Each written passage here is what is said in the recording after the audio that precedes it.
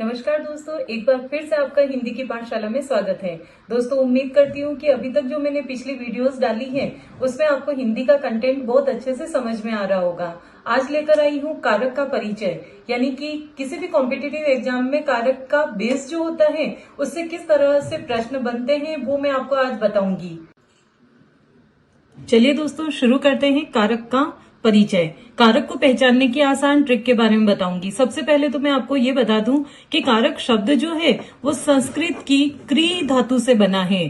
प्रश्न पूछा जाता है कारक शब्द संस्कृत की कौन सी धातु से बना है, तो आपका प्रश्न बनेगा क्री धातु से, जिसका अर्थ होता है करने वाला।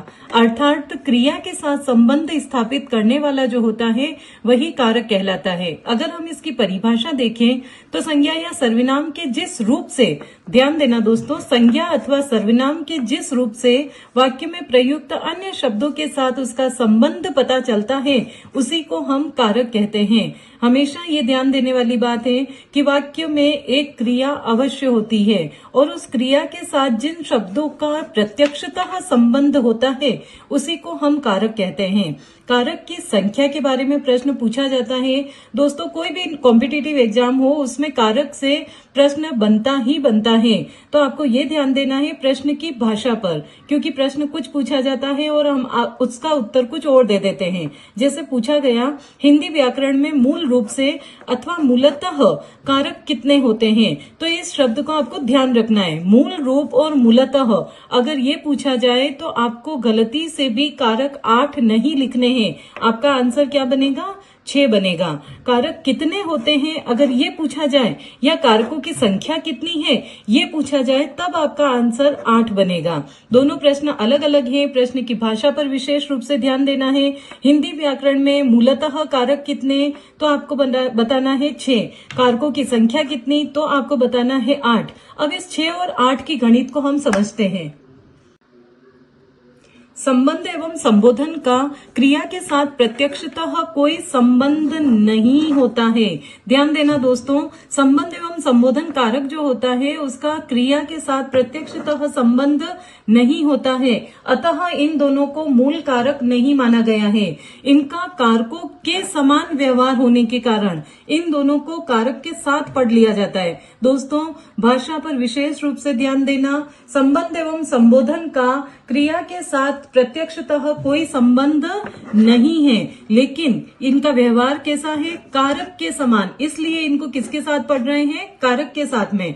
प्रश्न कुछ इस तरह से बनेगा, कौन से कारकों का क्रिया के साथ प्रत्यक्षतः कोई संबंध नहीं होता है, तब आपका आंसर क्या बनेगा? संबंध तथा संबोधन। और वह कौन से कारक हैं जिनका कारकों के समान व्यवहार होने के कारण हम उसे कारक की श्रेणी में रखते हैं, तो संबंध और संबोधन कारक बनेगा। संस्कृत में कारक को क्या कहते हैं? विभक्ति अथवा साधन। इस प्रश्न को भी कई बार पूछा जाता है, विशेष रूप से ध्यान रखना। प्रत्येक कारक का एक चिन्ह निर्धारित होता है और उसी चिन्ह को हम विभक्ति चिन्ह कहते हैं, परसर्ग कहते हैं, या हम उसे कह सकते हैं कारक चिन्ह। आपको विशेष रूप से ध्यान रखना है, हम उस कारक के जो चिन्ह होते हैं कारक चिन्ह कह सकते हैं, विभक्ति चिन्ह कह सकते हैं, परसर्ग कह सकते हैं। लेकिन अगर ये पूछा जाए संस्कृत में कारक को हम क्या कहते हैं, तो आपका आंसर बनेगा विभक्ति अथवा साधन। दोस्तों, विशेष रूप से ध्यान देने वाली बात है, आपने देखा होगा कि इस प्रश्न में और इस प्रश्न में दोनों का उत्तर एक ही है, लेकिन दोनों का उत्तर भले ही एक है पर प्रश्न अलग अलग है। ध्यान देना है, कौन से कारकों का क्रिया के साथ प्रत्यक्षतः संबंध नहीं है, और दूसरा प्रश्न पूछा गया है वह कौन से कारक हैं जिनका कारकों के समान व्यवहार होने के कारण कारक की श्रेणी में है। ऐसा है, दोनों के उत्तर भले ही एक हो, लेकिन आपको प्रश्न की भाषा पर विशेष रूप से ध्यान देना है। चलिए दोस्तों, मैं कारक की तालिका के बारे में आपको बता देती हूँ। जैसे यहाँ पर मैंने लिखा है कारक चिन्ह, विभक्ति, परसर्ग। हम इन तीनों नामों से इसको जान सकते हैं। चलिए दोस्तों, शुरू करते हैं कारक तालिका। नंबर 1, कारक 8 होते हैं। मूल रूप से कारक 6 होते हैं। कारकों की संख्या 8 होती है। प्रश्न जैसा पूछा जाए वैसा ही उत्तर आपको देना है। कर्ता, ने, कर्म, को, करण, से, के द्वारा। इसके लिए आपको विशेष रूप से ध्यान रखना है साधन, माध्यम। इस शब्द को याद रखोगे तो ही आपको से, के द्वारा समझ में आएगा। संप्रदान, के लिए, अपादान, से अलग होना। देखना दोस्तों, करण कारक और अपादान कारक दोनों का परसर्ग एक ही है, दोनों का परसर्ग से है, लेकिन करण कारक में से का मतलब साधन माध्यम है, अपादान कारक में से का मतलब अलग होना, पृथक होना।